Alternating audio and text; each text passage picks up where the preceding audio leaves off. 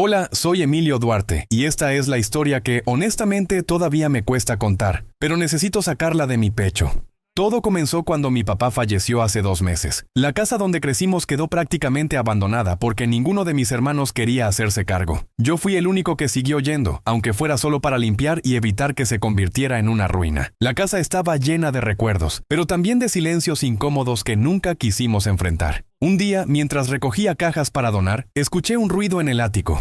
Yo sabía que esa parte de la casa llevaba años cerrada. La puerta siempre estuvo trabada y mi papá jamás permitía que subiéramos ahí. Era como un territorio prohibido. Pensé que quizá era un animal, pero había algo en ese sonido, como pasos, y mi corazón empezó a latir más fuerte. Empujé la puerta con fuerza hasta que cedió. Un olor a humedad y encierro me pegó de golpe. Encendí la linterna y quedé paralizado. El ático estaba lleno de carpetas, cajas metálicas y libretas. No eran cosas viejas cualquiera. Eran documentos perfectamente acomodados, como si alguien los hubiera revisado hace poco. Y entre todo eso había fotos, muchas fotos. Las primeras fotos me parecieron normales, familiares, cumpleaños, navidades. Pero luego vi algo que me hizo temblar. Eran fotos mías, desde niño hasta adulto. Decenas, quizás cientos. Todas ordenadas cronológicamente, algunas tomadas en lugares donde, juro, jamás vi a nadie fotografiándome. Parques, escuelas, calles. Era como si alguien me hubiera seguido toda mi vida. Mi papá nunca fue muy expresivo, pero tampoco era alguien obsesivo. ¿O sí? Seguí revisando y encontré libretas llenas de anotaciones sobre mí. Mis horarios, mis hábitos, mis amistades, incluso descripciones de mis conversaciones. Entré en pánico. ¿Por qué alguien haría eso? ¿Y para qué? Me temblaban las manos.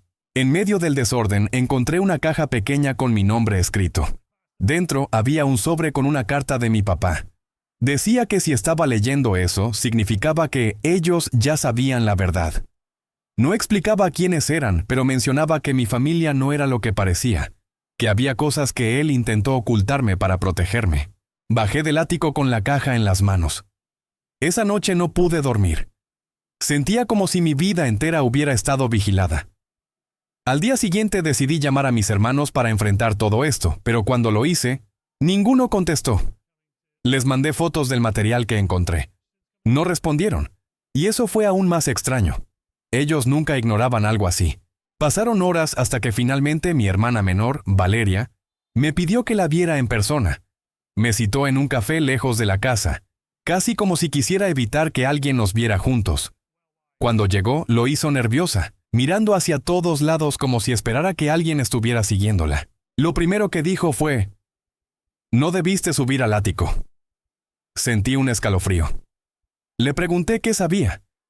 Y luego, con lágrimas en los ojos, me contó que ellos habían descubierto esos documentos años atrás, pero decidieron ocultármelos porque pensaron que no estaba listo. Pero esa frase solo me enfureció. ¿Cómo que no estaba listo? ¿Listo para qué? Valeria respiró hondo y soltó la bomba. Papá no era tu papá. Las palabras me atravesaron como vidrio. Sentí que todo se me desmoronaba. Yo crecí creyendo que mi familia era normal, rota quizá, pero mía. Y de pronto ella me decía que no pertenecía ahí, que no compartía su sangre, que toda mi vida había estado basada en una mentira. Le exigí respuestas. Me contó que mi madre biológica había muerto al darme a luz y que mi papá verdadero desapareció antes de que yo cumpliera 1 año. Mi padre adoptivo, a quien siempre conocí como el real, me había protegido de algo que nunca explicaron. Solo dijeron que había gente buscándome, que era peligroso. La conversación se volvió aún más oscura. Valeria dijo que esos documentos en el ático no eran vigilancia, eran protección. Mi padre anotaba todo para asegurarse de que yo no fuera localizado, que nunca repitiera patrones o lugares demasiado seguido. Al principio sonaba absurdo, pero luego empecé a recordar ciertos momentos extraños de mi infancia. Como la vez que un hombre desconocido intentó hablar conmigo en la escuela y mi papá apareció de la nada para llevármelo. O cuando, a los 14 años, dijo que no podía usar redes sociales por seguridad. Yo pensaba que era controlador, pero quizá tenía miedo. Miedo de que ellos me encontraran. Le pregunté a Valeria quiénes eran ellos, pero solo dijo que papá nunca quiso contarlo. Que incluso entre mis hermanos había diferencias sobre si era seguro revelarme la verdad. Y entonces entendí. Por eso no respondieron mis mensajes. Por eso Valeria quiso verme lejos. Estaban asustados. Pasaron días sin saber nada de mis otros 2 hermanos. De pronto, Rodrigo me llamó. Su voz sonaba tensa. Me pidió que dejara todo como estaba, que no volviera a la casa, que no revisara nada más. Cuando le pregunté por qué, solo dijo: «Papá hizo lo mejor que pudo, no lo arruines», y colgó. Quedé temblando. Actualización 1. Una semana después decidí volver a la casa. No podía vivir con tantas preguntas. Revisé otra vez el ático, esta vez buscando algo que explicara quiénes eran ellos. Tras mover un mueble viejo, encontré una caja metálica con un candado roto. Dentro había documentos oficiales, certificados, cartas, incluso fotografías de un hombre que se parecía demasiado a mí. Era mi padre biológico, y aparentemente estaba vivo. La última carta, fechada 3 años atrás, pedía vernos, pero mi papá adoptivo le respondió que no, que era demasiado peligroso para mí. La carta mencionaba un grupo del que mi padre había escapado, algo como una organización. No entendí mucho, pero hablaba de amenazas, de persecución. Mi mundo se rompió de nuevo. ¿Por qué nadie me contó esto antes? ¿Por qué me mantuvieron toda mi vida en una mentira? La noche siguiente, mientras dormía en la casa, escuché pasos afuera. Me asomé por la ventana y vi un auto estacionado, con alguien observando la casa. Sentí un miedo que nunca en mi vida había sentido. Llamé a Valeria, pero no contestó. Llamé a Rodrigo, tampoco. Llamé a Ana, nada. Me sentí completamente solo. El auto se fue después de unos minutos, pero yo no pude volver a dormir. Quería creer que era coincidencia, pero ya no confiaba en las coincidencias. Al día siguiente recibí un sobre sin remitente debajo de la puerta. Dentro había una dirección y una nota que decía: «Si quieres la verdad, ven solo». Dudé. No sabía si era una trampa o la oportunidad para entender por fin quién era yo. Después de pensarlo por horas, decidí ir. No podía vivir en la duda. La dirección me llevó a las afueras de la ciudad, a una casa pequeña cerca de la carretera. Toqué la puerta con el corazón a punto de salirse del pecho.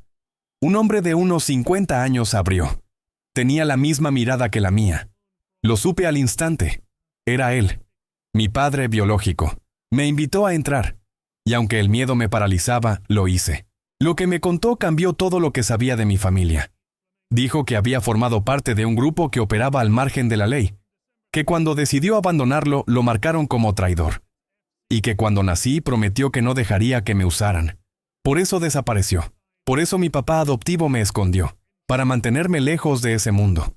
Dijo que aún había riesgo, pero que ahora yo era adulto y tenía derecho a saber todo. Me dio carpetas, nombres, fechas, fotos. Era demasiado. Sentí que estaba viviendo una película, pero no. Era mi vida. Mi identidad entera estaba envuelta en secretos, mentiras y decisiones desesperadas. Actualización final. Mis hermanos finalmente aparecieron. Estaban enojados porque fui con él. Me dijeron que no debía creerle, que era peligroso, que papá adoptivo murió temiendo ese momento. Pero yo ya no sabía a quién creer. Cada uno tenía una versión distinta. Cada uno juraba protegerme, pero todos me habían mentido. Esa noche discutimos como nunca antes. Gritos, reproches, lágrimas. Y por primera vez entendí que mi familia no era mala. Estaba rota por el miedo. Cada quien había cargado una parte del secreto. Todos vivieron con terror a que yo fuera encontrado por las personas equivocadas.